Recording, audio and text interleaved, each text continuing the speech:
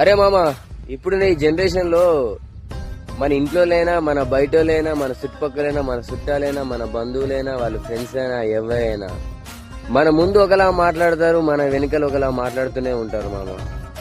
నువ్వు ఎంత మంచోనేగా, నువ్వు ఎంత చెడ్డనేగా, కానీ నీ ముఖం మీద చెప్పే అంత ధైర్యం ఎవరికి ఉండదు.